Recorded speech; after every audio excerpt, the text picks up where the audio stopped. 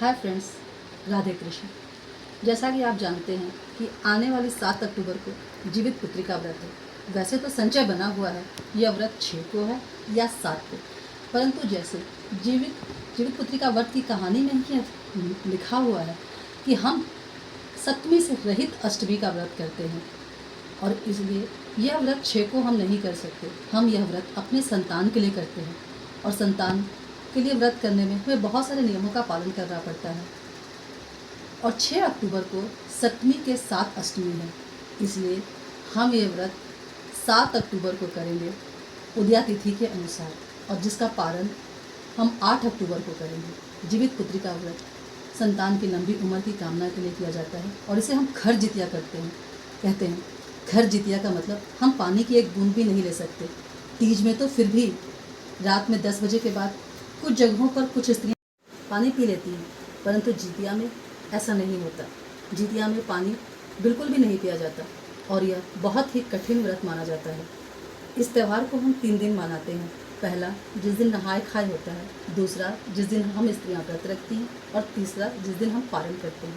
तो इस व्रत में सबसे पहला नियम नहाय खाए का होता है। जब हम बिना चाय पिए, बिना किसी तरह का भोजन ग्रहण करें, नहा धोआ कर, बालों को अच्छी तरह से धो करके तब हम कुछ बनाते हैं और खाते हैं।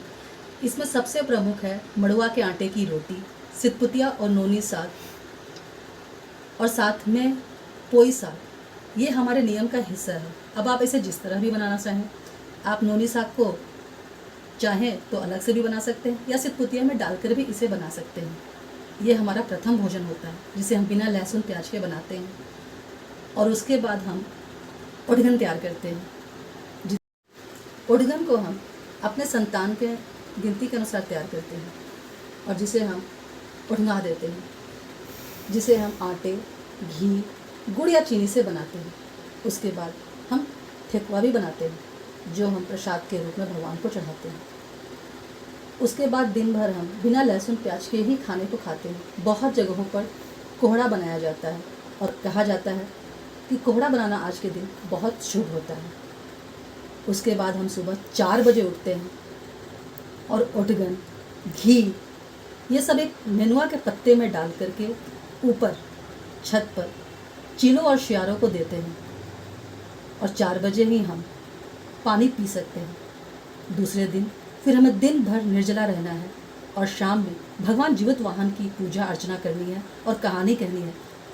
और बाँस के डलिए में जितने तरह के व्यंजन हम भर सकते हैं, जैसे ठेकुआ, फल, मिठाई, ये सभी चीज़ें भर सकते हैं।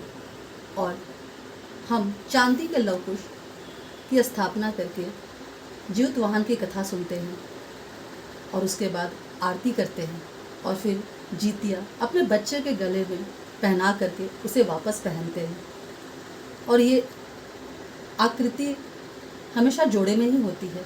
उसे हम अपने गले में धारण करते हैं और अपने संतान के मंगल की कामना करते हैं। और उसके उपरांत फिर तीसरे दिन सुबह उठकर विभिन्न तरह की सब्जियां, दही बड़ा, बड़ी कड़ी, चावल इत्यादि बनाकर पारण करते हैं। ये एक महापर्व है जो हम स्त्रियां अपने संतान की लंबी उम्र की कामना और उनके मंगल कामना को करते हुए करते हैं।